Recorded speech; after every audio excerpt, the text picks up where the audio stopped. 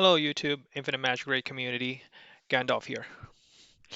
Today I'm going to start off by saying this is probably either the best deal I have ever seen or the game has really gotten desperate to convert non-spenders into spenders. I mean, we literally got 5 new packs at different spending levels, okay? Starting at I think the $1, the $5, the $20 and the $100 pack. And these are in USD, by the way. Um, and what you see here is these are actually 100% rebate. Now, in real life, if you ever see something like spend $100 and we give you $100 back, that is almost like free stuff. And there's a lot of goodies in here, right? You got you got a total of 6 rune selection chests. You get a guaranteed stamp, and these are not the bad stamps. These are the good stamps, right? The good echoes plus 4x some 4 supreme rooms. Normally, if you were to try to get these chests, they're like $20 each. This is usually valued anywhere around 60 to 100. Okay, you spend $100, you get $100 back. Basically, then you kind of have to spend $100 somewhere else in the game. For anybody who plans to spend, it's a no-brainer to buy something like this. But if you don't plan to spend, then don't spend because this is literally the biggest rebate I have ever seen any game where they literally it's like 100% off because you're spending $100 to get $100 back on the premise that you need to actually buy these kind of stuff. So I'll give a comparable example in real life. In Canada, we got a store called the Shoppers Drug Market, and they're very well known for their point system. Very much, I don't know if it's true in other countries where I know it's kind of like the equivalent of like your Walgreens in the US. Um, but my wife loves these points, and often whenever there's an event on where you can spend $100 or $200, um, and you will get the equivalent amount back in points, and she'd be like, "Oh my God, I'm getting a whole bunch of free stuff," and I'm like, "You just bought a whole bunch of stuff you don't need." So there you go. So the to them, the company will always be making money. These are pixels to them. They have no inherent value. What this introduces to the game, it shows me kind of two kind of things in terms of where the game might directionally be heading. One, it is really running out of spenders and is trying to squeeze the last dollar out and trying to get a lot of people to break through the spending barrier. And I see that, and I hope that's not the case. But this also means it's really devaluing what existing players have spent. If we think about whaling, a lot of people whale just so they can get ahead of others.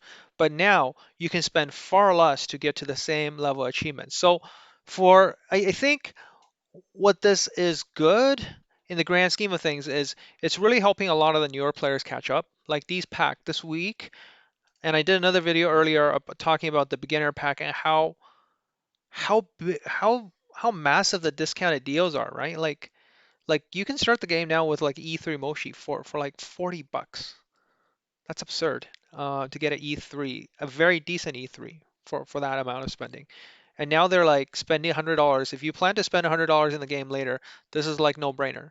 But again, for those of you but for all the people that can't spend or don't be tempted, okay? Spend only if you can have to.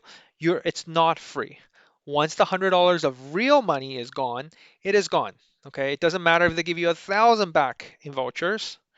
It just heavily inflates and devalues the things in the game for all the other players. I'm pretty sure for all the spenders though in the game, when they see this deal, it's like a no-brainer. Like I wish I actually saved enough vouchers to get it. Now I'm really sitting on the fence. Do I top up and grab it or not, right?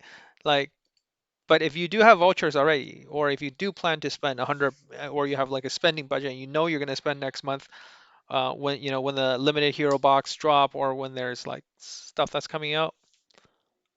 Like this is a no-brainer. But for all of you who are free to play, be strong, hold it in, and don't spend.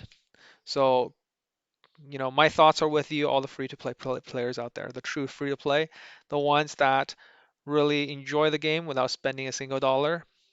I do that for other games, by the way. But there you go. So enough with that. I do also want to talk about a couple of other things too.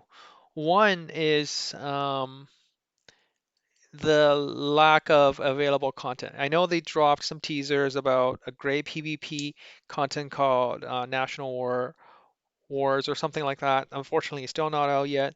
A little bit of a content drought. So if you have things you want help on, and you think, please give me a suggestion in the comments below. I got a few suggestions recently. People are asking me about Wuthering Coast because people are struggling to proceed, and some of the information might not be up to date because it's on some of the earlier versions. So just remember, like with all content, right? Like with all content, pretty much all PvE content, it's really hard to do a guide on, but maybe just show people how to look for it, right? You go to boss guide, and people are like, oh, this is a lineup, right? Yeah, that's for all the whales. But look at the low power reference. Usually the low power reference is not like this, okay? This is probably a bad example because pretty much to beat it, it's literally the same team when you get up to this high. But if you like for other stages, I think like for example this, you have a much lower power reference teams, right? This was probably before back when we were on the Nita, but here now you can see there's a lot of different teams, right? A lot of different options. You can even beat this with a bleed team if you want. Um, don't look at the fast clear. Fast clear is always like the whales team, the low power reference from a lot of teams. Like the lowest 10 power team, usually there's some variety in it. I should give you a good sense of how to beat it. And this is also true like for any other content, right? Elemental City. You're stuck on stage 15 hard. Just look at the boss guy, low power reference, right? Okay, well, everybody started using Indra now. So, yeah, I feel like, yes, often maybe you're stuck with one team, but there's some other options to, oh my God, what has happened? Um, like there's usually a few other options too, right? I think Indra just breaks the boss now. Okay, I was actually hoping for better examples. Let's look over here. Like grilling. I'm farming 35 right now. Let's see what the suggestions are for low power. Okay, a lot of some Indra teams, but you still see kind of like, options are. Let's look at some of the earlier stages. I hopefully, if you're starting out, you're stage 25, let's see what kind of low power reference team we see. Okay, this looks a little bit more normal, right? A little bit more normal. So if you're just going through, like I feel like this gives you a good sense of different type of team you can run. What are some DPSs you can use to go through? You see the common theme. You get the Nordak, Catherine pair. So if you're ever struggling, do just check that out for PvE. Another thing I do want to share is on Discord. I think a couple of days ago on main Discord. So let me quickly change my setting here so you guys can see my desktop. Um, just one sec. Screen two. Okay. So we are now looking at the main Discord. So when you go to the main Discord, I think a couple days there was an announcement, right? Or was it in our CC news or discussion? But I thought in the community I saw someone share that I think in the guide section, right? Into the mentor section maybe? No. So by the way, you can use the mentor section in here. I mean, um, if you don't use the main Discord, I mean, there's people that helps you out. The world chat is somewhat, helpful, but in general, get into a good guild, you will probably find more reliable information there. Now, there was a tier list that was posted in here I want to show. Sorry, I should have prepared for this a little bit better. But the main Discord has a lot of great information here. Where is it? I mean, this is where you get all your redeem codes and stuff. By the way, if you, yeah, I think, yeah, there's your redeem codes. But there was, I thought there was a guide section for the. There we go. Official tier list. Okay, there you go. Official tier list. Sorry, took like 2 minutes to find. Okay. In Google Docs, they put together this new tier list. Endgame tier list, max exclusive. They had some comments in here. Now, I think, like I said, when someone posted something on my tier list, I was like, everyone, you're welcome to have your own opinion. I think what's good about this tier list is, it lists out all the heroes, including the epics. All right, it's well organized by by um, by faction. You have an overall power ranking, I think, and it is ranked tiered by different category. Okay. Oh,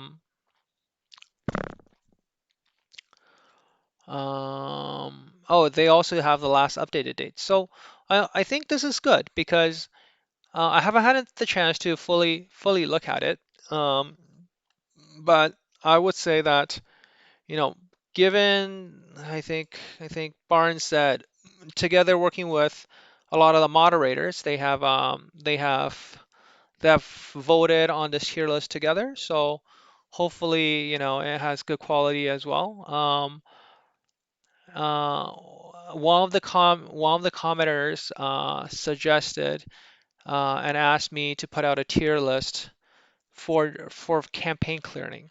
So what's interesting is here they actually don't have something on campaign clearing. So maybe to the people that build this tier list, maybe put in like a tier 0 rank for campaign clearing because I think when people start a new game, the tier list is actually meant also for people who are just starting out and trying to figure out what's very useful.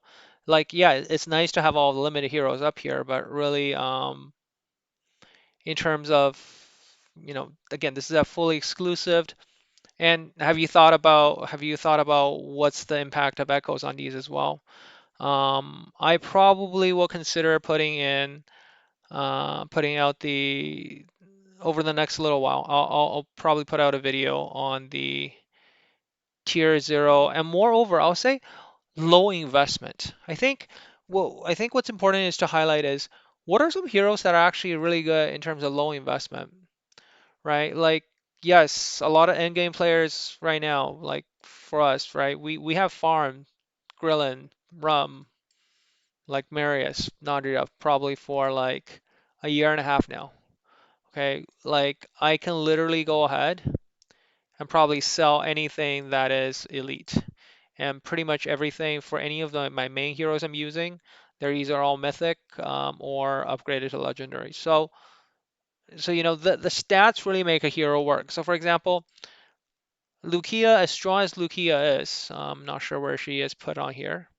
I figure she'd be a little bit higher than that. Where did they put Lucia? I'm just gonna control find here.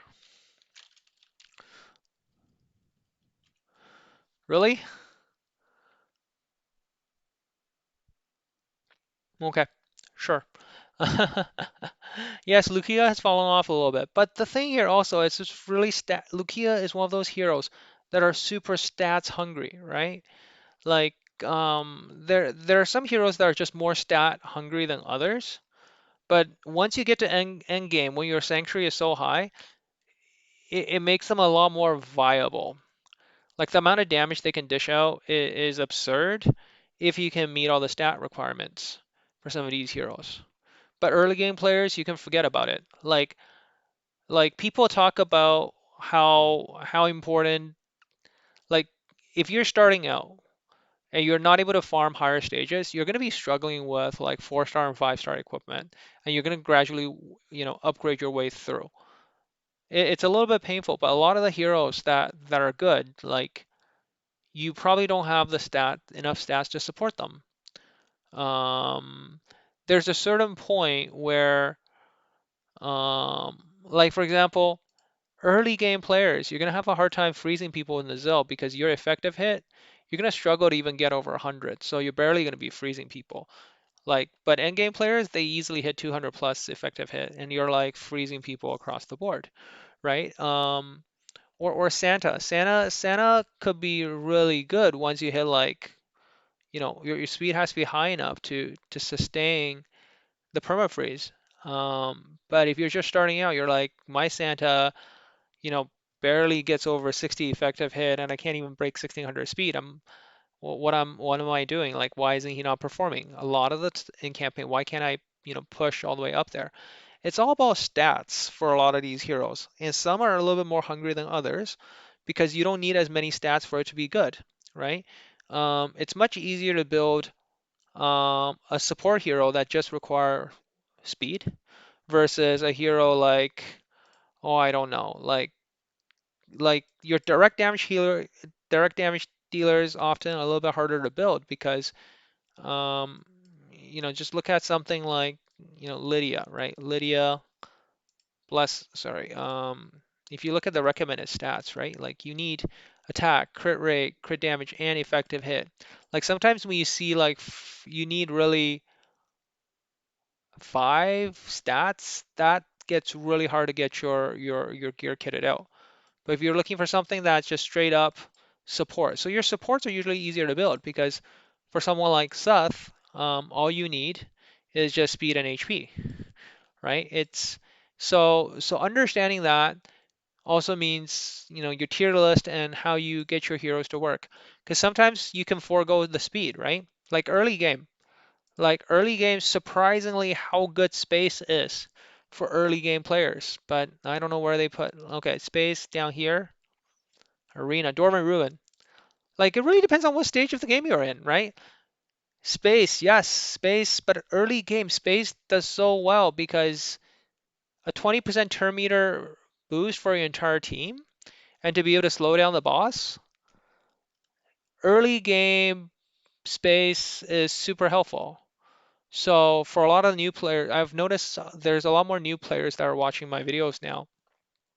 And I really want to, as much as there's plenty of tier list on my channel, I do want to say with a caution, like I think just looking at a tier list, you really want to hear out the commentaries around it. Just simply because, like, what stage of the game are you in? If you're early game, right? Like I see other tier lists too. Like, and again, I hope the moderators, and I don't mean this in any bad way, right? Like I hope someone doesn't, start taking this out of context and say, oh, you're just, angry that someone else made a tier list that seems really good. No, no, no. This is really good. I'm just giving a few suggestions because of tier lists I've seen in other games. So for example, AFK Arenas, a game that I played a lot, had a ton of tier lists. And what they have done is they have really highlighted tier list for early game, mid game, and end game. Um, because as the heroes get stronger, some heroes actually start falling off relatively quickly. So, for example, Space is a really strong early game hero, but she does fall off relatively quickly and really just falls into the PvP category near end game. And she's outshined by things like Popper and, um, from that perspective. But early game, you wouldn't believe how strong Space is as an early game hero and how useful she is at exclusive zero for a lot of the players because you solve a fundamental speed and turn meter issue, turn order issue because now you don't have to hit the 1600 speed requirement to clear a campaign. Like she actually solves a lot of campaign problem and you get it free for on day 7. So that's why if you guys haven't checked, if you're a new player, go check out my playthrough, like my 7-day challenge, completely free to play. um, I didn't actually go farm gear. I remember someone in chat telling me, it's like, oh, just go farm gear. I'm like, that's a waste of your resource. You really want to clear campaign, get as solid of a team as you can before you start farming, you know, farming your energy away. And your energy really should be, sorry about that. Your energy really should be spent on, getting the dragon eggs up front. So yeah, hopefully that, breaks the misnomer a little bit on the tier list. And by the way, for those of you I guess the devs did live up to their words. Yesterday we all got 10,000 energy, and I have no idea what to do with it. I'm still farming away very slowly at Grillen. If you don't need Grillen, highly recommended save it for Marius, and then immediately following Marius, you can do your regular dungeons. It just in the grand scheme of things, you want to really put that energy where you need it. Don't be tempted like me to use all it up so you can start accumulating it again. Anyways, so that's enough rambling for today. I am desperate for content. I very much thank all of you for your support and your willingness to listen to me ramble on and off. But yeah, like if there's anything that you guys need help with in the game, leave it in the comments below. I'll answer them. I know some of you reached out to me on Discord a lot about limited heroes. Should I get them or not? There is one in my channel talking about the priority order for on exclusives for limited heroes as well. So hopefully that helps you in terms of with making your decisions around limited heroes. They are getting easier and easier to get. I think a lot of people are getting close to their 10,000, sorry, 20,000 on the Rainbow Shop. I'm falling behind again, but I'm pretty sure for those of you, especially if you sold some of your mythic echoes, you should be close, right? I'm at 12,000. You might be really close to this hero selection chest. Like from here, start working on your Santa E3, right? Santa E3 is a very strong generic hero. So is Jack. Like the two of them are pretty much on all of your PvE teams. So work your way through, get 4 copies of each, and you're set, right? Like probably start with Santa. Santa's a little bit more generic really frees up your team quite a bit. Um, but if you're lacking, because you can probably run Nita for the most part as your main DPS, Nita plus Nurid will be a really good DPS setup. And later, as you get higher stages, you probably want Jack. And for those of you who continue to remain free to play, be very disciplined, save up a lot of summons like this, right? Like I haven't really summoned much here. So next time when a limited hero comes on the regular banner, save like 30 pities and you got guaranteed like E3 there, and then you can really fill up your sanctuary that way. So hopefully, you know, that gives a lot of the listeners and new viewers to my channel some tips. But yeah, back to the deal at the very beginning. By no means, I'm trying to promote the game or trying to promote the devs, but if you already have the vouchers or you plan to spend, like don't miss out. This is like literally, I have never seen a game do this. This is a little bit absurd in terms of 100% rebate. So on that note, I wish you all a great rest of your day. And again, I am looking for suggestions for content, things you guys want to hear me talk about, and leave in the comments below. And I'll catch you guys next time. Gandalf out.